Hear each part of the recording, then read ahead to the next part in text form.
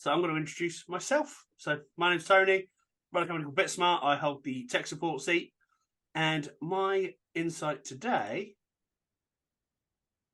is a laptop story. So I get asked this question all the time. I need a new laptop. Not sure what to buy. Not sure what brand to get. Not sure what spec I need. And quite often, there we go. I'll give my thoughts, opinions, reasons, recommendations, generally for free. And then this happens. They fuck off to Curry's and buy one off the shelf. No more swear words, don't worry. Why is going to Curry's a problem? Well, let me answer that by asking 3 more questions. Would you use a spreadsheet if your accountant said to use Xero? Would you design a website just using pure HTML if your web designer said go use WordPress?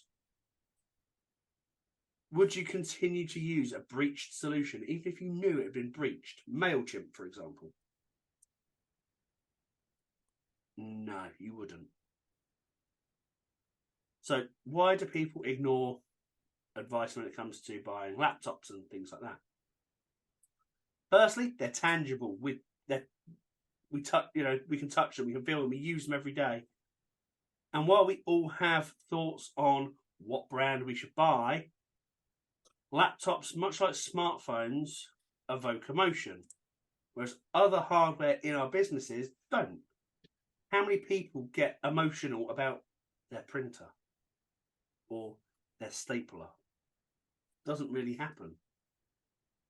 Whereas, like I said, a laptop or like a smartphone is an extension of perhaps who we think we are and what we're trying to portray. And finally, laptops are expensive. So there are so many brands out there. Which one should I buy? I often hear from customers, I won't work with anything other than HP. I used HP about 10 years ago in a job that's not existent anymore, but we never had problems. Or, oh, I don't want to use Apple because it's not Microsoft. Or, I won't use Dell. I had one, it was slow. Now, the answer to the question, what brand should I buy? It doesn't really matter. All the brand is the company that make that make it. What does matter is the stuff that goes inside. The processor. This is like the brain of the laptop. It's a critical part and it's responsible for executing commands and performing calculations. You need a good processor because it's this component that will determine how quickly and efficiently your computer can handle tasks and more. Storage, as in RAM. Sorry, memory, as in RAM even. RAM stands for Random Access Memory. And it's crucial for your laptop's overall performance. It provides the necessary space for apps to run, thus enabling faster data access and multitasking. There we go. Memory as in storage. How many of you remember those floppy disks? You know, those little square ones with the little metal bit that went, yeah, I can see one hand. I remember working off them at college. I would have to carry hundreds of the things in my backpack because they would only store 1.44 megabytes of data. That's tiny in comparison to today. Most smartphones carry at least 64 gigabytes these days. So you need to make sure your laptop has got enough storage space to enable you to save files, apps and stuff to your device, and then backing up to clouds and external drives and those sorts of things. Graphics. This is only really important if you're editing photos and videos as part of your job. Well, 95% of the people in this room today, the base onboard graphics card will do fine. Portability is what matters. We buy laptops so we can take them places, take them to client sites, on the train. If you're like me, you take them on holiday as well. So they need to be compact and fairly light But then this leads to issues with connectivity. Because if our laptops are too small, we lose connectivity options down the sides of our devices, all the ports. Now, if you work in an office environment, docking stations are a good workaround because it gives you all of those ports and you just plug one cable into your laptop. But if I'm on the road, you will not catch me without a big bag of adapters, so I can essentially have everything I have in the office outside. And then finally, the operating system is what matters. So, Windows first. There are two options, really. You've got Home and you've got Pro. Both are okay for work, but Pro has additional features that you should be considering if you're running a business. These features include enhanced security. One of the primary reasons to opt for Pro is it's got enhanced security features, including BitLocker encryption for data protection and Windows Defender antivirus for real-time threat prevention. However, I would always recommend putting a third-party threat prevention tool in place as well, because nothing catches everything. You've then got remote desktop support. RDP features enable users to access computers from anywhere with an internet connection, which is a valuable tool for remote troubleshooting and management, though most IT support companies will have third-party alternatives that they provide you.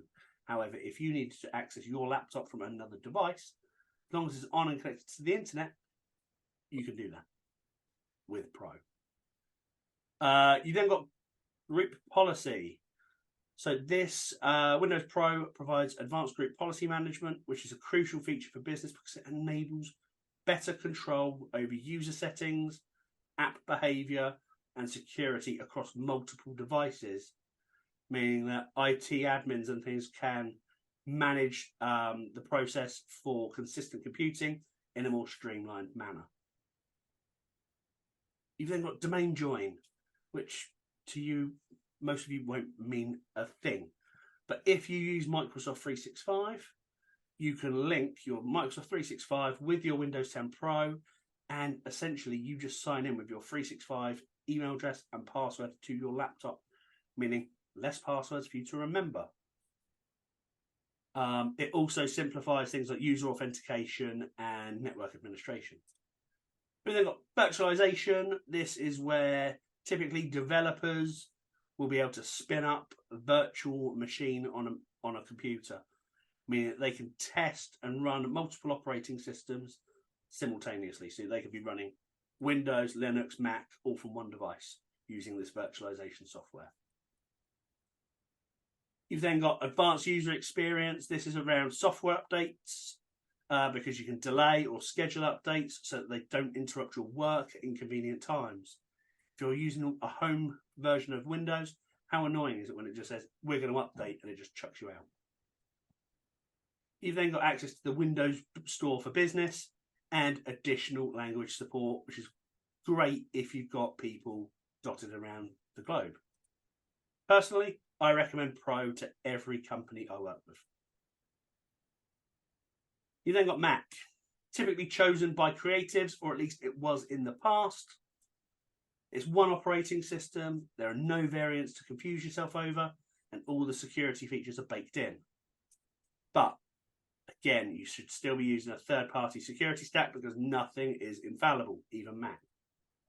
And if you ask me, Windows 11 kind of looks a little bit like Mac OS. So if you've got Windows 11, take a look at the picture. I know it's a little bit grainy, but you'll see some similarities.